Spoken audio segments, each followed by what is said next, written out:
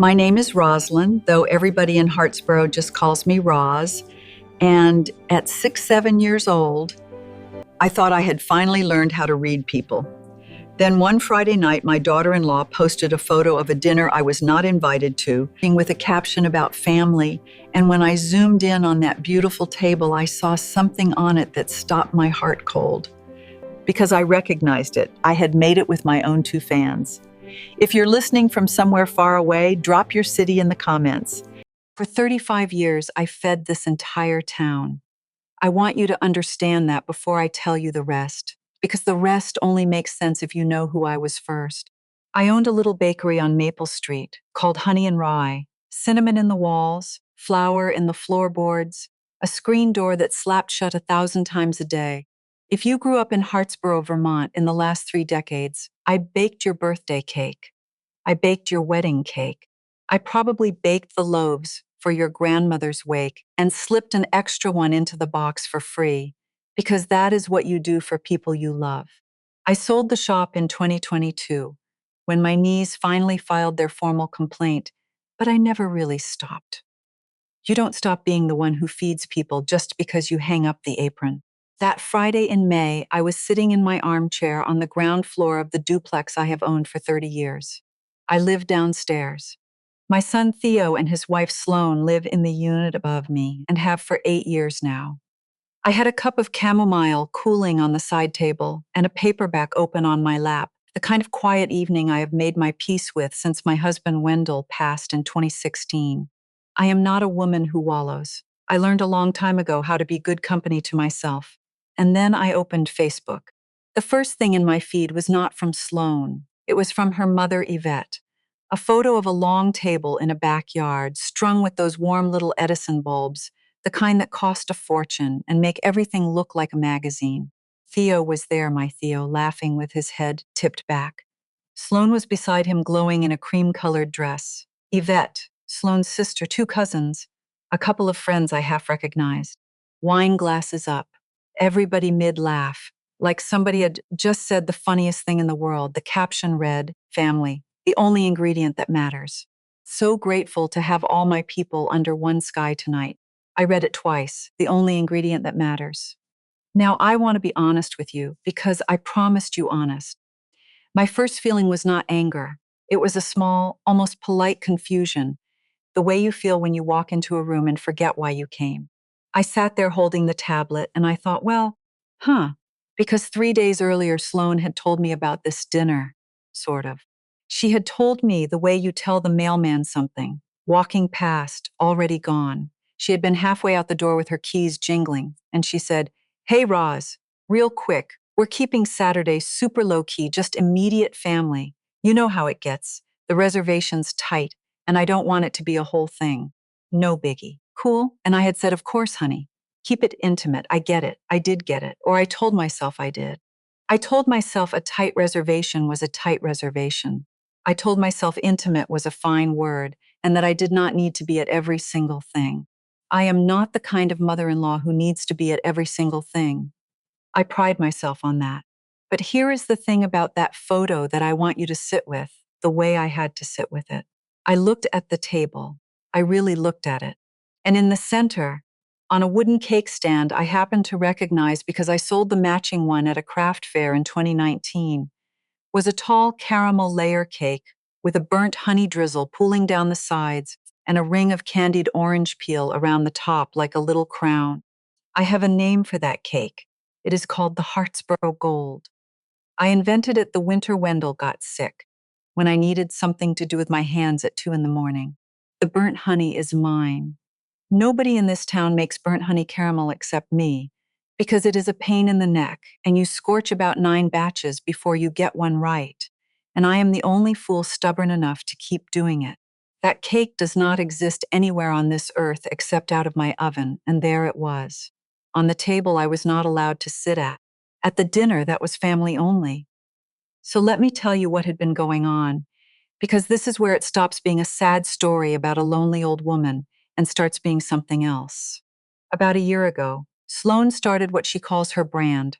She is 36, she is sharp as a tack, and she has built herself a tidy little following online, doing what she calls elevated home entertaining and from scratch baking.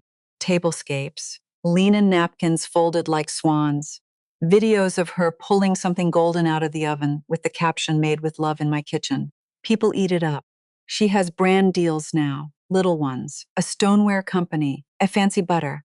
The thing is, my kitchen, the good oven, the deck ovens, the heavy mixer that could knead concrete, all of that lives in the storage space behind the old shop, which I still own and still pay the lease on. Sloan has a key. I gave her a key 2 years ago because she asked so sweetly and because honestly it made me happy. I thought, look at that. She wants to learn the family trade. I thought we were building something together. And the recipes. She would come down to my unit with her phone and say, "Roz, walk me through the lemon thing again." And I would. I would stand at her elbow and show her how to tell a custard is done by the way it whispers off the back of the spoon. I taught her the brown butter. I taught her the burnt honey. I taught her like she was the daughter I never had, because she does not talk to her own mother much, or so I thought, and some quiet, vain part of me loved being needed like that. Made with love in my kitchen. She was not lying exactly. It was made with love in my kitchen, with my hands guiding hers, and then somewhere along the way, just with my hands. I am not telling you this so you will feel sorry for me. I am long past wanting anybody's pity, and pity has a short shelf life anyway. I am telling you because I need you to understand the exact moment something in me turned over. It was not loud, it was not even hot. It was cold, and it was clear, like the first hard freeze of October when you walk outside and the air has teeth, and suddenly you can see for miles. For 5 years, ever since Theo and Sloan started getting tight on money, I had quietly carried this whole house. The property taxes on both units, the water, the electric, the heat, which in a Vermont winter is no small potatoes, let me tell you, I never said a word about it. Autopay out of my account every month, smooth and silent, because I did not want it to be a whole thing, to borrow Sloan's favorite phrase. I told myself that taking care of people is just what you do. I told myself that being needed was the same as being loved. It is not. I want to say that plainly, because it took me 67 years and a layer cake to learn it. Being needed and being loved are two different animals, and you can spend your entire life feeding the first one and starve the second one to death without ever noticing. Love asks how you are doing. Need asks what's for dinner. I sat in my chair for a long time. The tea went stone cold. Outside the window, the light went lavender and then gray and then gone, and the Edison bulbs in that photo kept glowing on my screen, warm and golden and closed to me. And then I did something I had never done in my life. I did not call my son. I did not cry. I did not type out one of those long, aching messages you write at midnight and delete at dawn. I tapped the little heart. I liked the photo. Family, the only ingredient that matters, and I gave it a thumbs up like the world's calmest woman.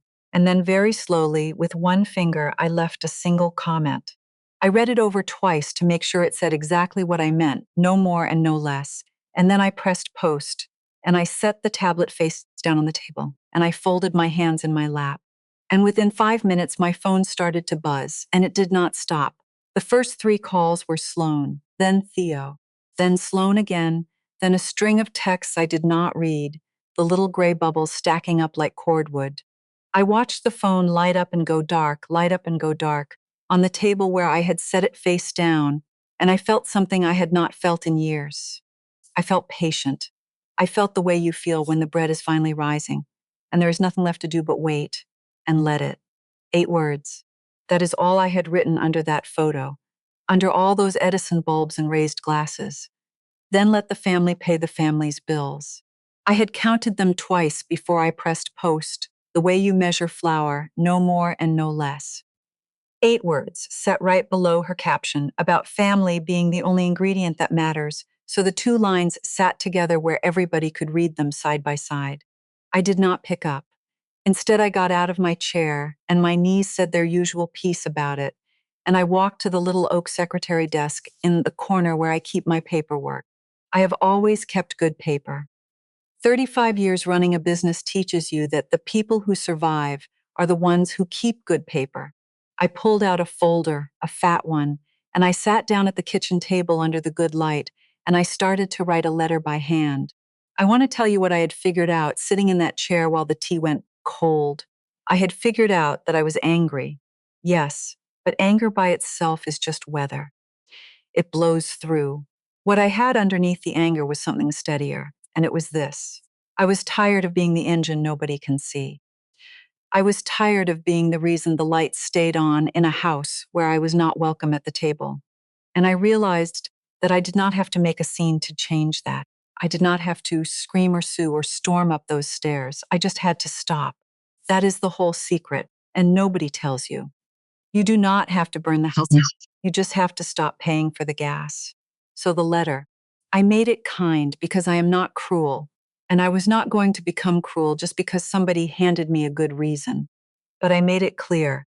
I wrote that effective the first of the month, I would no longer be managing the household finances on their behalf. For 5 years, I had been keeping the books for all of us, both units, every bill, and they had never once seen one because I paid them before they ever arrived in a mailbox. I wrote that I had canceled the auto pay. I wrote that the utility accounts for the upstairs unit would need to be transferred into their names.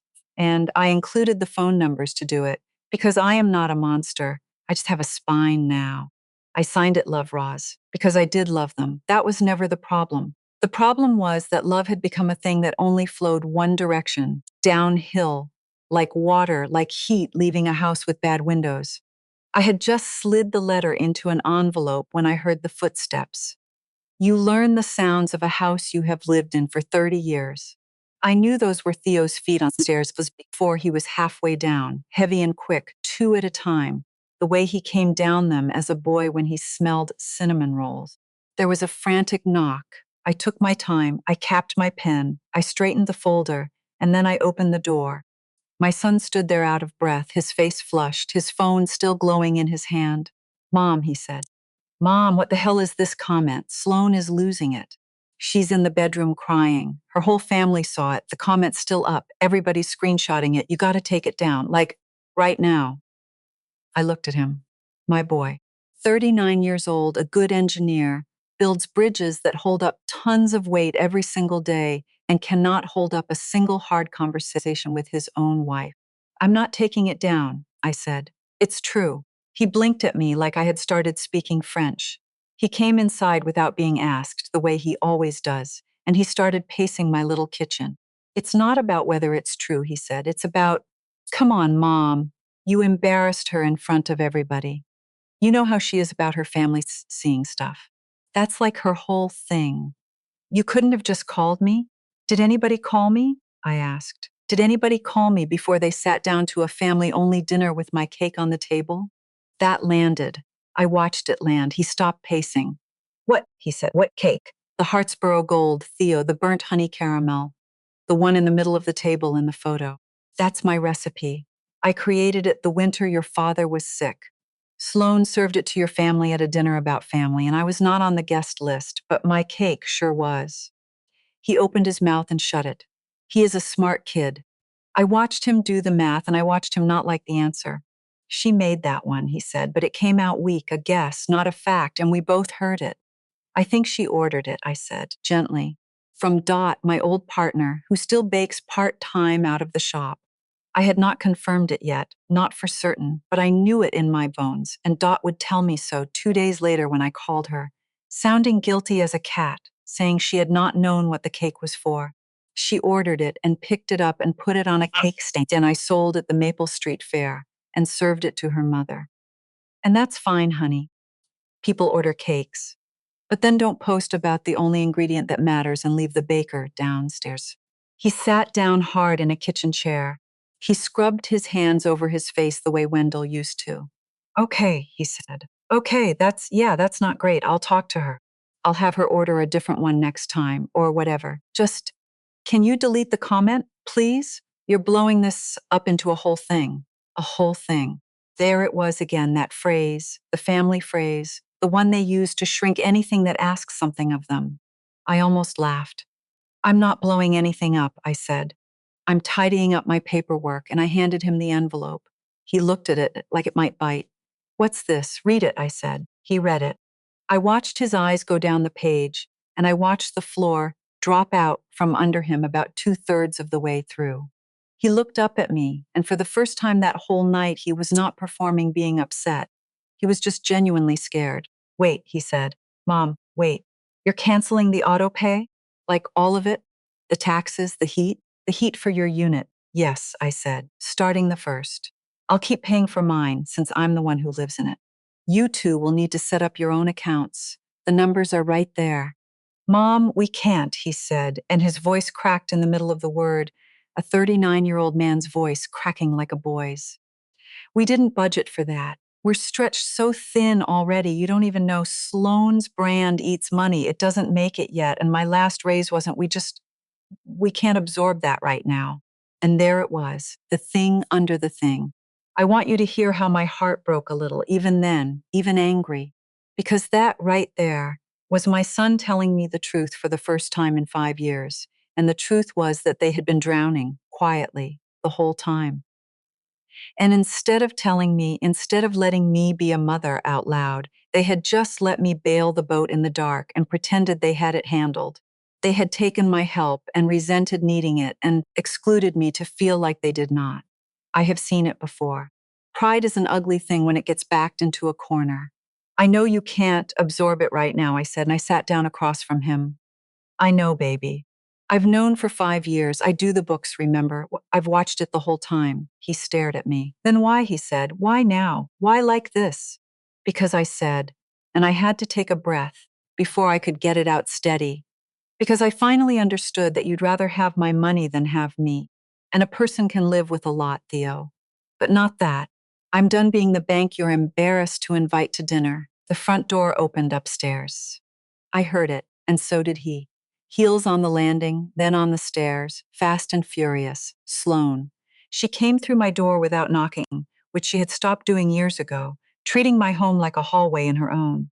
Her face was blotchy from crying and rigid with something harder than crying. This is messed up, she said. Her voice was shaking. This is like actual blackmail, Roz. You can't just yank the money to control us. Take the comment down and let's talk like adults. I looked at her for a long moment. This woman I had taught to fold a custard. This woman I had loved like the daughter I was never given. Sweetheart, I said, and I kept my voice as soft as I keep it for skittish children at the bakery counter. It's not blackmail, it's just the bill. You wanted family only. Okay. Then the family pays the family's bills. That's not control. That's just the check coming to the table. She had no answer for that. I watched her not have one. And in the space where her answer should have been, I saw something flicker across her face, fast gone almost before it arrived. And it was not anger, it was fear. The same fear Theo had, a deeper, older fear, the kind that lives in the body, and I filed it away because I did not understand it yet, and a baker learns to notice the thing she does not understand yet. She grabbed Theo's sleeve. We're done here, she said, and she pulled him toward the door. But here is the part I did not expect. At the threshold, she stopped.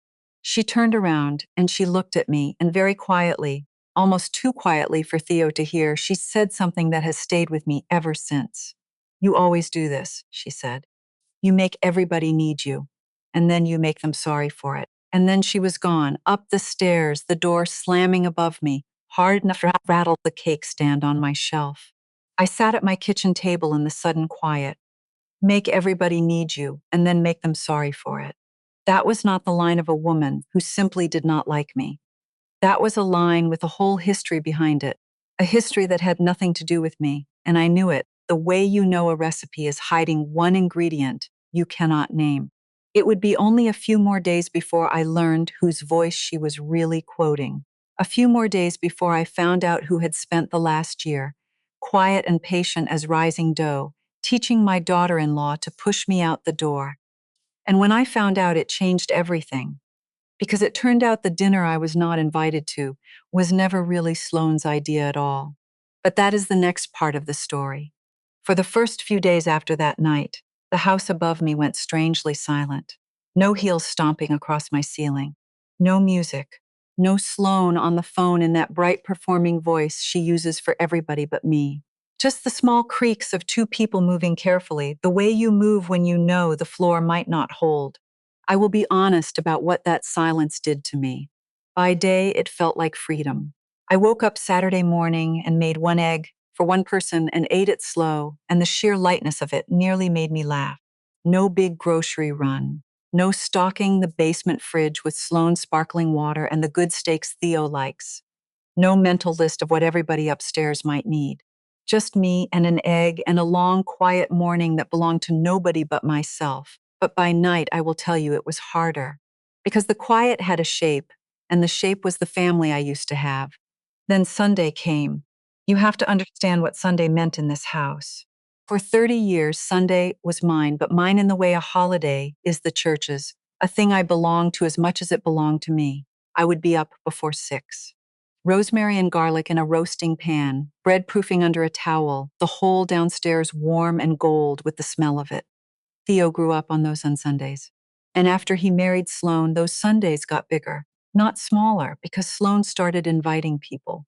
Her sister, her cousins, friends from her old job, sometimes her mother. They would come down to my table and let me serve them, plate after plate, and they would laugh at jokes I was too busy in the kitchen to hear. And at the end, somebody would say, "Roz, you've outdone yourself," and that was my whole payment. And I told myself it was enough. This Sunday, I did not get up at 6. I slept until 8, which for me is practically a vacation. And then I did something I had not done on a Sunday morning in 3 decades. I took a long, hot shower. I put on the green dress Wendell always liked, the one I had not worn since his funeral because I could never find an occasion big enough. I put on lipstick. I stood in front of the mirror, and a woman I had not seen in a long time looked back at me. And she was not furniture, and she was not a bank, and she was not a kitchen appliance that happened to love you. She was just a woman in a green dress on a Sunday. I had booked a table for one at a little farm-to-table place out by Caspian Lake, the kind of spot I had driven past 100 times and never once stopped at because there was always a roast in my own oven. At 11, I backed my car out of the driveway, and as I did, I glanced up, and there was Theo at the upstairs window looking down at me, confused. The smell of rosemary should have been filling the whole house by then, and it was not, and he did not understand why, and I watched the not understanding move across my son's face like a cloud across a field. I gave him a little wave, and I drove away. I spent 3 hours at that lake. I had a glass of cold white wine in the middle of the day, like a woman with somewhere better to be, which I did not, and that was the whole point. I had trout that somebody else cooked and somebody else carried to me and somebody else cleared away. And when the waitress said, "Can I get you anything else?" I almost cried because I could not remember the last time a person had asked me that and meant me. I walked along the water afterward. The lake was doing that thing lakes do in late May in Vermont, throwing the whole sky back up at itself. And I stood there and breathed and felt my own ribs move.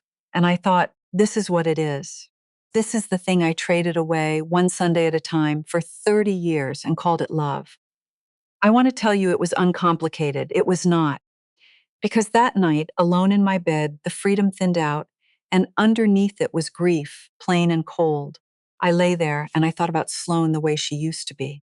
There was a time, the first 2 years, before her brand and before whatever soured between us, when she would come down to my kitchen on a weeknight just to sit, just to be near the warm and the flower smell.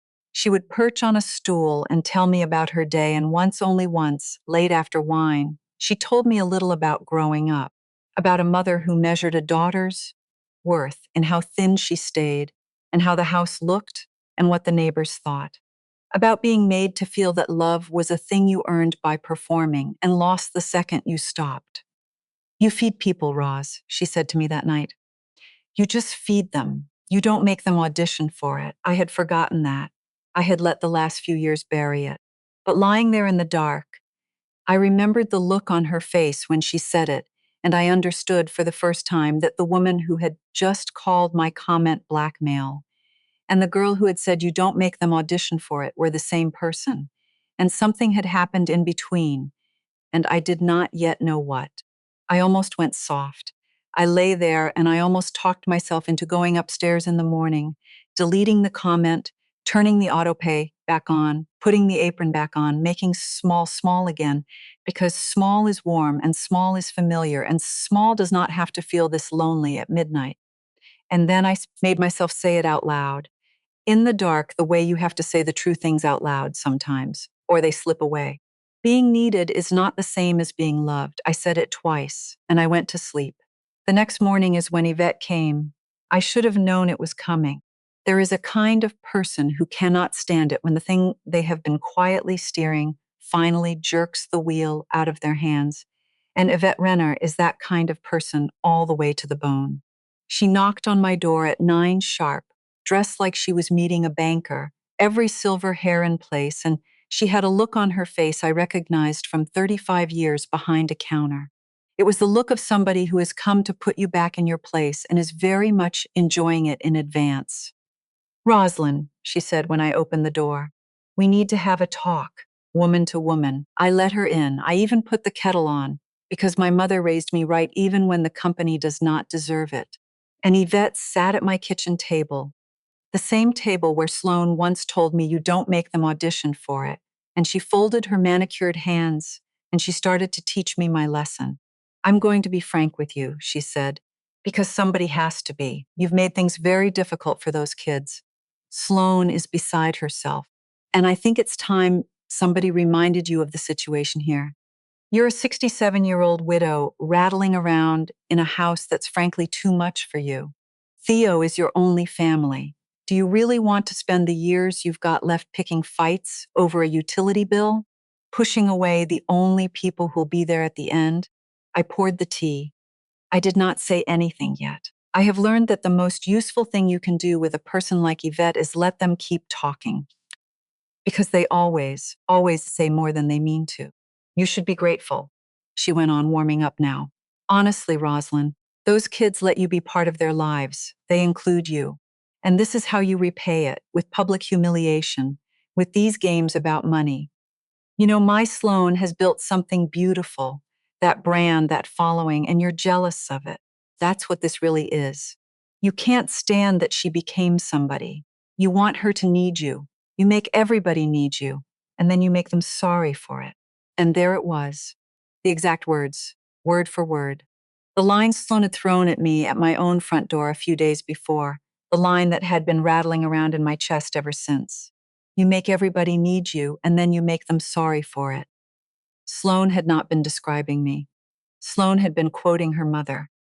She had been handed that sentence so many times growing up that it had worn a groove into her, and the second she felt cornered, she reached for it and threw it at the nearest older woman, and that woman was me. I set the teapot down very gently, and I looked at Yvette Renner across my kitchen table, and the cold, clear feeling came back, the October feeling, the one where suddenly you can see for miles. I understand now, I said. Understand what? She said. I understand who's been running this, I said. The dinner, the family only. The slow freeze over the last year. That was never Sloane's idea, was it? That was yours. You've been working on her this whole time, whispering. Because you couldn't stand it either, could you, Yvette? You couldn't stand that the person quietly keeping that whole household afloat, paying the taxes and the heat and the lights, was me and not you. You wanted to be the matriarch, and you can't be the matriarch while the other grandmother's name is on every check. Her face did a thing I will remember for the rest of my life. The performance fell off it, just for a second, the way a mask slips, and underneath was something raw and furious, and, I realized, frightened, because I had said the true thing out loud, and the true things have a power once you stop being afraid to say them. That is ridiculous, she said. But her voice had lost its starch. Is it? I said. Then tell me this. You sat at that table. You posted that photo. Family, the only ingredient that matters. And in the middle of that table was my cake, Yvette, the Hartsboro Gold, my recipe that Sloan ordered from my own old partner and passed off as hers. Did you know that?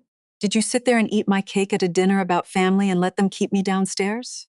She did not answer, but her eyes flicked away just for an instant toward the window, and that flick told me everything. She had known. Of course she had known, and the knowing had been part of the pleasure. I want to tell you I felt triumphant. I did not. What I felt, Sitting across from that hard, frightened woman was something closer to sorrow, because I was beginning to see the whole shape of it now, the way you finally see a recipe whole once you find the missing ingredient. Yvette had spent a lifetime teaching her daughter that love is a performance and need is a weakness, and the only safety is in being the one on top. And Sloane had learned it, and I had walked right into the middle of it. The warm grandmother, the one who fed people without making them audition, and I had become a threat just by being kind. But there was something else I was beginning to see too. Something about that brand of Sloane's, the one Yvette was so proud of. Because I do the books, remember. I had kept the household accounts for 5 years, and numbers do not lie. And lately the numbers upstairs had been telling me a story I was only just starting to read. That beautiful brand. The linen napkins and the from scratch baking and the made with love in my kitchen. I was about to find out exactly what it was really made of. And it was going to turn out that the most expensive thing in that whole house was the lie that they had it handled. Yvette left my kitchen that morning without finishing her tea. She gathered up her purse and her dignity, what was left of it, and she told me at the door that I would regret this, that family was all anybody had at the end. As if she had not spent the last year teaching her own daughter to whittle a family down to the people who flatter you.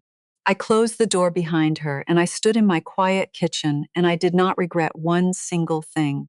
But what she said about the brand stuck with me. The way a splinter sticks, working its way deeper the more you ignore it. So that afternoon I did what I do. I sat down with the books. For 5 years I had managed the money for this whole house, both units, and that meant I saw things. I saw the credit card statements that came addressed to me because I was the one who paid them. I saw the auto payments to the stoneware company and the linen company and the photographer Sloane hired to shoot her tablescapes. I had never added it all up before, because adding it up would have meant admitting what I was looking at. But that afternoon, I added it up. Sloane's brand, the beautiful brand, the one her mother was so proud of, the one that was supposed to prove she had become somebody, was bleeding money. Badly. The brand deals were real, but they were small, a few $100s here, a box of free butter there. And against that trickle of income, there was a river going out. The props, the renovations to make the upstairs photograph well, the fancy ingredients, the subscription services. And underneath all of it, holding the whole pretty thing up like a foundation nobody could see, was me. My paid utilities, my free kitchen, my free childcare, my free groceries. Every dollar I quietly covered downstairs was a dollar they did not have to cover upstairs, which meant it was a dollar that could go toward making the lie look expensive. I sat there with the calculator and I understood, finally and completely. The maid with love in my kitchen was not just stealing my recipes. The whole brand, the entire performance of a successful young woman who had it all handled, was being financed by the grandmother in the basement they were too embarrassed to invite to dinner. I was not just uninvited from the table, I was paying for the table. I was paying for the centerpiece and the linen and the Edison bulbs and the very caption that cut me out. A normal person, I think, would have felt rage at that, and I did, a little. But mostly what I felt was a strange, sad clarity about what I had to do next, and it was not anything loud. It was the opposite of loud. I had stopped paying the bills. I had stopped keeping the books. Now I was going to stop doing all the other things, the invisible things. The 1,000 small unpaid jobs I had taken on so quietly over the years that nobody, including me, had ever counted them as work. I made a list. I am a list maker. And when I wrote it all out, even I was a little stunned at how long it was. I was the emergency contact on both of their phones and at June's preschool. I was the one the school called when June had a fever, because Theo was on a job site and Sloane was, as she put it, in a content window. I was the one who picked June up 3 afternoons a week and kept her until somebody came home, fed her, read to her, gave her a bath when they ran late, which was most days. I was the one who let Sloane borrow my car whenever hers was in the shop, which was often because they could not afford to fix hers properly. I was the one who watered the plants and took in the packages and let the contractors in and signed for things and was simply always there. The default, the fallback, The floor under the floor. None of it had a name. None of it had a price. It had just been for years what Roz does. And so, one by one, calmly, I stopped doing them. I want to be very careful about how I tell you this part, because there is one of those things I would never touch, and I need you to understand that I never did. I never stopped loving that baby. June is 5 years old. She has her grandfather's stubborn cowlick and a gap where her front tooth used to be, and she calls me Gam, has since she could talk, because she could not manage Grandma and Gam stuck. June did nothing wrong. None of what was happening was hers to carry. So when I tell you I stopped being the free childcare, I need you to hear exactly what I mean and what I do not mean. I stopped being on call. I stopped being the unpaid, unthanked, 24-hour daycare that let two adults pretend they had their lives handled. But I never once stopped being June's grandmother. I told Theo plainly, I will always make time for that girl. Call me, plan it, treat my time like it's worth something, and I am there for her every single time. But I am not your backup plan anymore. I am her grandmother. Those are different jobs. He did not fully understand the difference, yet he would. The first crack came on a Tuesday. June spiked a fever at preschool, and the school called me because mine was still the first number on the list. And I did something I had never done in 5 years. I told them gently that I was no longer the emergency contact, that they needed to call the child's parents. And I gave them the numbers. And I stayed on the line just long enough to make sure somebody answered. Sloan answered. I heard later that she had to leave a shoot, a real one, a paid one, and drive across town in a panic, and that she was furious. She came down to my door that evening, June asleep upstairs now, and fine, and she was vibrating. You took yourself off June's emergency contacts, she said. Are you serious right now? What if I hadn't picked up? What kind of grandmother does that? I looked at her, and here is where it could have gone the old way, the small way. The way where I apologize and fold and put my name back on every list, because the word grandmother is the one word that has always been able to make me kneel. But I had had a lot of quiet Sundays to think. The kind of grandmother, I said, who would drop everything in the world for that child, the second you ask her, like a person, in advance. You have my number, Sloan. You have always had my number. What you don't have anymore is the right to assume I'll be standing by, invisible for free, ready to catch whatever you drop while you post about how you do it all. I'm not a safety net. I'm her Gam. I'll show up for her with my whole heart. But you have to actually ask. And then, strangest thing happened. Sloan started to cry. Not the angry, blotchy crying from the night of the comment. Real crying, the kind that surprises the person doing it. And she sat down right there on my doorstep, this 36-year-old woman in her nice clothes, and she put her face in her hands, and she said something I did not expect. I don't know how to ask, she said. I don't know how to ask anybody for anything. If you ask, they know you can't do it yourself. And if they know you can't do it yourself, that's when they leave. I stood there in my doorway, and I felt the whole story turn over one more time. That is not a thing a person figures out on her own. That is a thing a person is taught, drilled into her young, by somebody who measured love in performance and treated need like a crack in the foundation that has to be plastered over before the neighbors see. I knew exactly who had taught her that. I had had tea with her that very morning. I sat down on the step next to my daughter-in-law. My knees protested, but I sat, and for a long minute I did not say anything, because some things do not want words yet. When did you find out? I finally asked. About the cake, the Hartsboro gold. You knew it was mine when you put it on that table. She was quiet for a long time. The crickets started up in the yard, and then she said, my mother told me to order it.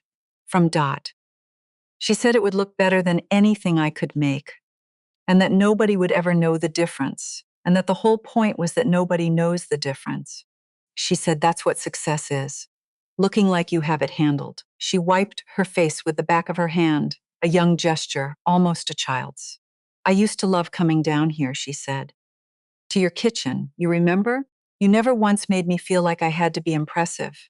You just fed me. And then somewhere, I don't know, Roz, I let her get in my head. She kept saying you were making me look small, that every time you cooked, every time you helped, you were proving I couldn't do it myself, that you were doing it on purpose. to keep me needing you. And I believed her, she said. I'm so sorry. I believed her, and I let her talk me into cutting you out of a dinner in your own house that you paid for, and I served your cake at it and called it family. I want to tell you that I forgave her on the spot, that the music swelled and the credits rolled. It does not work like that, and I will not lie to you and say it did. There was too much underneath, a year of it, really, and forgiveness that comes that fast is not forgiveness. It is just exhaustion wearing forgiveness clothes. But I did something. I reached over and I took her hand, the way I used to, when I was teaching her to fold a custard, when I would put my hand over hers on the spatula and slow her down. Gentle, Sloan, I would say. You're rushing it. Gentle.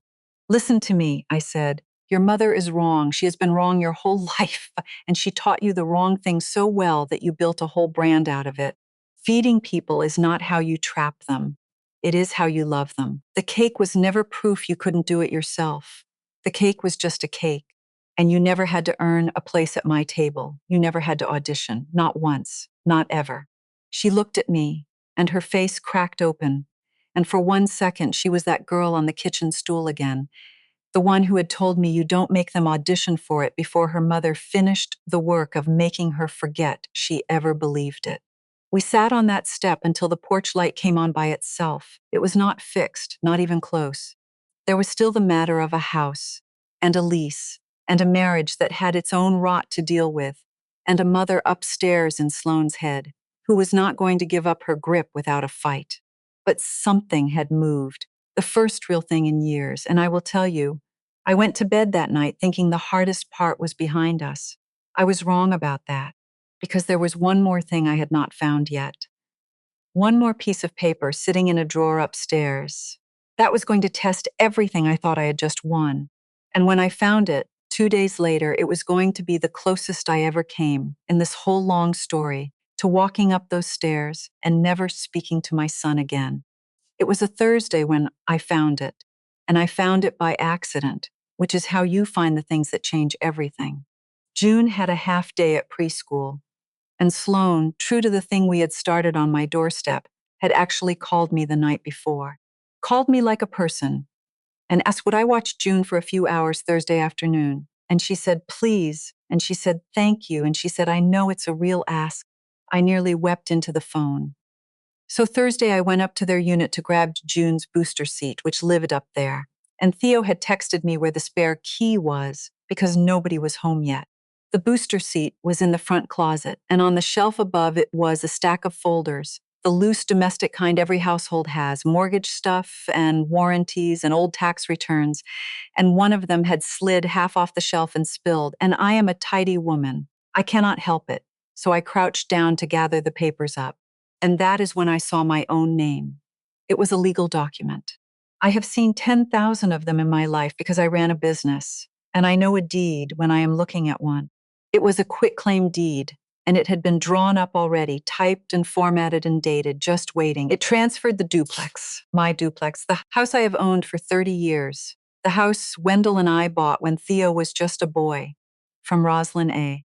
Whitlock to Theodore and Sloan Whitlock as joint tenants. There was a line at the bottom for my signature. It was blank, but everything else was filled in.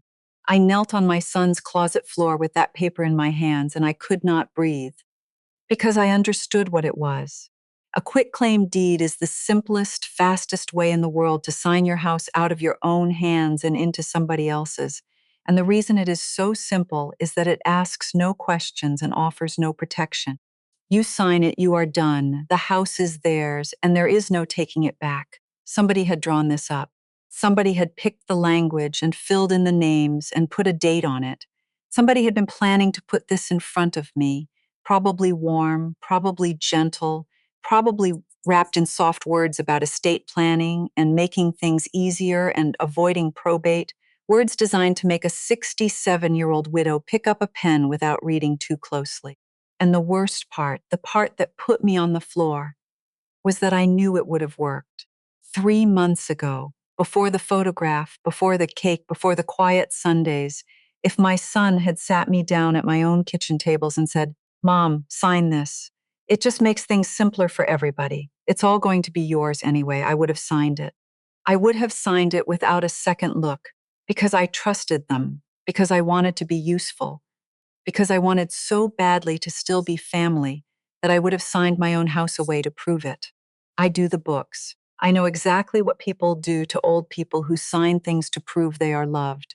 I do not know how long I knelt there. Long enough that I heard the car in the driveway, two doors, June's high little voice, footsteps on the stairs. And I made a decision in those few seconds that I am still, to this day, not entirely sure was the right one, but it is the one I made. I folded the deed in half and I put it in my cardigan pocket, and I stood up and I had June's booster seat in my other hand. And when the door opened, I was just a grandmother, holding a booster seat, smiling, and inside I was somewhere very cold and very far away. Gam, June shouted and barreled into my legs, and I picked her up, and over the top of her head I looked at my son. And here is the thing I had to sit with, the thing that nearly took me up those stairs forever. I did not know who had done it. I did not know if Theo had drawn up that deed, or if Sloane had, or if it was Yvette working the strings the way she worked everything. I did not know if my son was a thief, or just a coward standing too close to one. And the not knowing was its own kind of grief, because to even hold the question, is my boy the kind of man who would do this to his own mother, was to lose something I could not get back, whatever the answer turned out to be. I took June downstairs to my unit and I gave her crackers and put on her show, and I went into my bedroom and I sat on the edge of the bed with that folded paper and I shook. I want to tell you something true about that hour, because it is the most honest hours in this whole story. I came very close to becoming a vet. I sat there and I felt the cold clarity start to curdle into something else, something with a taste to it, and I thought, fine, fine. If this is the game, I know how to play it better than any of them. I have paper they have never seen. I have records of every dollar. I could go to a lawyer and make their lives a misery. I could make Theo choose, publicly, painfully, between his mother and his wife. I could win so completely that there would be nothing left of them to lose to. I sat on that bed, and for 1 full hour I was not a grandmother, and I was not a baker. I was just a woman who had been wronged and knew exactly how to wound back, and the wounding felt, God help me, good to imagine. And then June laughed at something on the television in the other room. Just laughed. That gap-toothed, full-body 5-year-old laugh at some silly cartoon in the next room, in my house, safe. And it cut clean through the cold thing in my chest, because I realized that every single path that felt good to imagine ended with that little girl in the wreckage of it. There is no way to burn down two parents that does not rain ash on the child between them. Yvette had never once in her whole life stopped to ask that question. That was the entire difference between us, and I was about to throw it away to feel powerful for an afternoon. So I did not. I stood up. I washed my face. I went and sat on the floor with June and watched her cartoon and let her explain the whole plot to me in the wrong order, and I waited until Sloane came down at 5 to pick her up, and I said nothing about the deed. Not yet. I needed to know who, and I needed to do it in a way that left a door open instead of a crater. That evening I texted Theo. Just him. Come down after June's in bed. No Sloane yet. Just you and me. He came down looking nervous, the way he always looks now, and I sat him at the kitchen table, and I put the folded deed on the wood between us, and I smoothed it flat with my hand, and I watched his face. I have watched my son's face his entire life. I watched it when he was lying about a broken window at 9, and then I watched it when he told me his father had died, and I watched it on his wedding day, and I know every single thing it can do. So when his eyes hit that paper, I knew before he said a word that he had never seen it before in his life. The color went out of him. What, he said, what is this? Where he picked it up, his hands not steady, and he read it, and I watched the meaning arrive. Mom, I didn't. I have never seen this. I swear to God. I swear on June. Where did you get this? Your closet, I said quietly, this afternoon. It fell off the shelf. He stood up so fast, the chair scraped. He was breathing hard. He read it again like the words might rearrange themselves into something innocent. And then he said, in a voice I had not heard from him since he was a boy, Sloane. And then worse, slower, his face changing, her mother. He sat back down. He put the paper on the table like it was hot. Mom, he said, I need you to believe me. I did not know about this. I would never. This is her mother's thing. This is exactly the kind of, oh my God. He pressed his palms into his eyes. Yvette has been on Sloan for months about the estate, about getting things settled, and I told them to drop it. I told them it was morbid and weird, and you'd think we were after the house. And they said, okay. They said they dropped it. And the whole time, this was just sitting in my closet waiting. I believed him. I want you to know that I believed him completely because I had watched his face, and his face does not lie to me. It never has. My son was not a thief. My son was something that in this family had turned out to be almost as dangerous. My son was a man who kept the peace by not looking too closely, and a man who does not look too closely is a man in whose closet terrible things can sit and wait. There is something I need to tell you, he said then, and his voice was wrecked, about June. And it's going to make you angry, and you have every right. What? I said. She's been saying things to June. Yvette, he could barely get it out. June told me last week. Out of nowhere, she asked me if Gam was mad at her. And I said, no, baby, of course not. Why would you think that? And she said, because Grandma Yvette said Gam's too busy for me now, that Gam doesn't really want to see me anymore. I have been across one long life, lied to, cheated, betrayed, widowed, and excluded from a dinner in my own house. None of it, not one thing, ever hit me the way those words did. That woman had sat in my kitchen and drunk my tea and then gone upstairs and told a 5-year-old that her grandmother had stopped loving her, as a strategy, to pry the last warm thing loose so that when the deed came out and the family reshuffled, there would be no little voice asking where Gam went. I do not get angry the way other people do, I have told you. It goes cold, not hot. But this went all the way to the bottom of the cold, to a place I did not know I had. And I stood up from that table, and Theo looked up at me, scared. And I said the truest sentence I have ever said in my life. I am not signing anything, I said. Not that paper, not any paper, not ever. This house is mine until the day I die, and I am very much alive, Theo. But hear me now. I am done being whittled down by your wife's mother, and I am done watching you keep the peace by keeping your eyes shut. You are going to have to open them. Tomorrow. All the way, because tomorrow I am going to sit this whole family down at my table, the table she served my cake at, and I am going to tell the truth out loud. And you are going to have to decide finally in front of everybody which person at that table you actually came from. And he looked at me, my peace at any price boy, and for the first time in his adult life, he did not flinch away from the hard thing. Okay, he said. Okay, Mom, I'll be there. And I won't keep my eyes shut, I promise. I did not know yet if he could keep that promise. The whole story came down to whether he could. But that is the last part, and I will tell it to you now.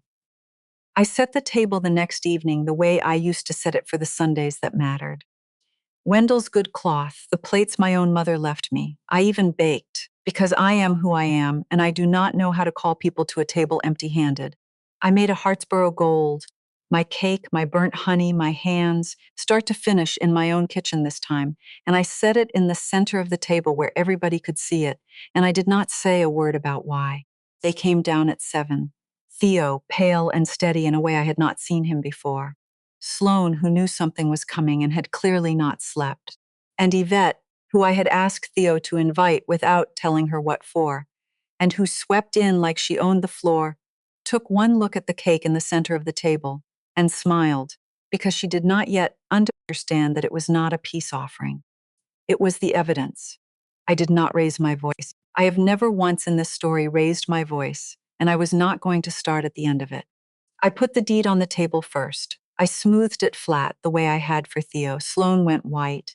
Yvette did not, which told me everything, because an innocent person is surprised by a thing like that, and Yvette was not surprised at all. I found this in the closet, I said. A quitclaim deed, already drawn up, transferring my house out of my name. All it needed was my signature and a quiet afternoon and a daughter-in-law or a son saying, just sign here, Mom. It's simpler this way. I want to know who drew it up, and I want the truth, because I already know more of it than you think. Theo, my Theo, did the bravest thing I have ever seen him do.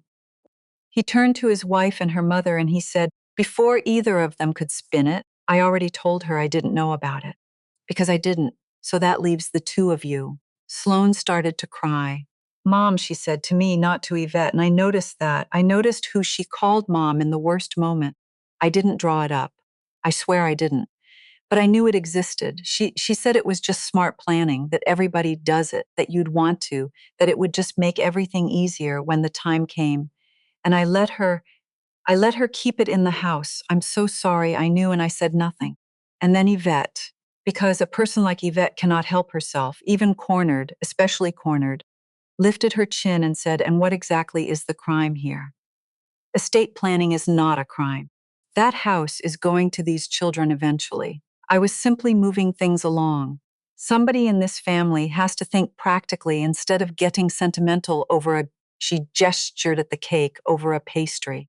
The room went very still, and I said quietly, "You told my granddaughter I stopped loving her." That landed in the room like a dropped plate. Theo's jaw tightened, Sloane's head came up. Even Yvette went still, because some things, said out loud at a table, cannot be charmed away. "You sat in my kitchen," I said. "You drank my tea. And then you went upstairs and you told a 5-year-old that her gam was too busy for her, that I didn't want to see her anymore. A baby Yvette. You used a baby as a tool to pry me loose. That is the crime here, not the deed, though the deed is bad enough. The crime is that you have spent your whole life teaching the women around you that love is a performance and need is a weakness, and the only safe place is standing on top of somebody else. You taught it to your daughter so well that she nearly lost her marriage and her own heart to it, and I let you sit at my table and try to teach it to my grandchild over my dead body. I turned to Sloane then, and I gentled my voice, because she was not the architect of this, she was its longest-serving victim. You told me once, years ago, on a stool in my kitchen that I just fed people, that I didn't make them audition for it. Do you remember saying that?" She nodded, crying. "That girl was right," I said. "That girl knew something her mother spent 30 years trying to beat out of her. You don't make people audition for love. You just feed them, and you, Sloane, you never had to audition at my table. Not once. The cake was never a test. The house was never a prize. You were my daughter the day you married my son, and you are my daughter right now, even tonight, even after all of this. And the only thing I need from you is that you stop letting this woman tell you that being loved is something you have to win." Sloane got up out of her chair, and she came around the table, and she put her arms around me. This 36-year-old woman folding down into a 67-year-old grandmother, and she sobbed into my shoulder, and over the top of her head I looked at Yvette Renner. "Get your purse," I said. "You are not welcome at this table. You have never understood what a table is for," and she went. She gathered herself up and she said something about how we would all regret this, how I had turned her own daughter against her, and Sloane lifted her wet face from my shoulder and said the first words she had ever said to her mother that were truly her own. "No, Mom, you did that years ago.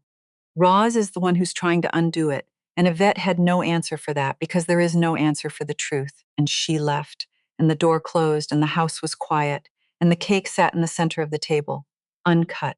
We cut it after. The four of us.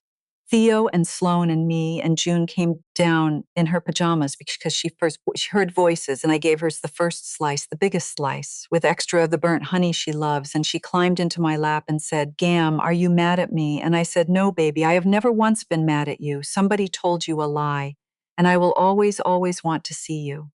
And she nodded and ate her cake, and that of everything. That was the moment the cold thing in my chest finally melted all the way through. I will tell you how it ended, because endings matter. They did not stay upstairs. We talked about it, all of us, with the lawyer Gail, and we did it right this time, with paper that protected everybody instead of robbing somebody. They decided on their own that they needed their own roof, a place that was theirs and not built on top of mine. They found a small house on the other side of Hartsboro, and they pay for it themselves, the lights and the heat and all of it. And Sloane shut down the brand, the whole performance of it. And you know what she does now? She comes to my kitchen on Sunday mornings, not to film, not to borrow a recipe she'll claim as her own, just to bake beside me, the way she used to on that stool, with flour on her hands and nobody watching, And last month, she sold a dozen real photos at the farmers under her own name, her own actual work. And she called me crying happy about it. And I have never been prouder of anybody. Theo keeps his eyes open now. It cost him to learn how, but he does it, and me. I am still here on the ground floor in the house that is still mine. I rented the upstairs unit finally to a quiet retired couple who bring me tomatoes from their garden. And I took the extra money and I did something I had been putting off for 67 years. I started teaching. A little class at the community center Saturday mornings, free for anybody who shows up. Mostly, it is young women who never had a mother in a kitchen, who never had anybody put a hand over theirs on the spatula and say, "Gentle, you're rushing it, gentle." There is one, Marley, 27, a single mother with a baby on her hip and a look in her eye I recognized the second I saw it, the look of somebody who thinks she has to earn every good thing twice. I am working on her. She is learning the burnt honey. She scorched 9 batches and got the 10th, just like I did. And when it came out right, she cried, and I held her, and I thought, this is the thing I am actually for. I am going to Italy in the fall, by myself. I have never in my life gone anywhere by myself, and I cannot wait. That is the whole story. I did not burn anything down. I did not hire lawyers to ruin anybody or stand up in a courtroom and unmask a villain. I just stopped. I stopped paying for a table I wasn't allowed to sit at. I stopped doing 1,000 invisible jobs nobody would name. I stopped making myself small enough to be loved, and I found out at 67 that I was never too big in the first place. I was just sitting at the wrong table, paying for the privilege. Let me leave you with the thing I have learned, and then I will let you go. People think the hardest thing a mother ever does is give. It isn't. The hardest thing is to stop giving to someone who only sees you when your hands are full. For 35 years, I fed this whole town, and somewhere along the way, I decided that being needed was the same as being loved. It isn't. Love asks how you're doing. Need only. I almost signed my own house away to prove I was worth keeping. And the woman who finally stopped me wasn't a lawyer or a judge. It was just me, kneeling on a closet floor, deciding that I had spent enough of my life setting myself on fire to keep other people warm. So if you've been waiting for permission to put your own name back on your guest list, this is it. You don't have to burn anything down. You just have to stop paying for the gas. Pull up a chair at your own table. It was always yours. It was always, always yours.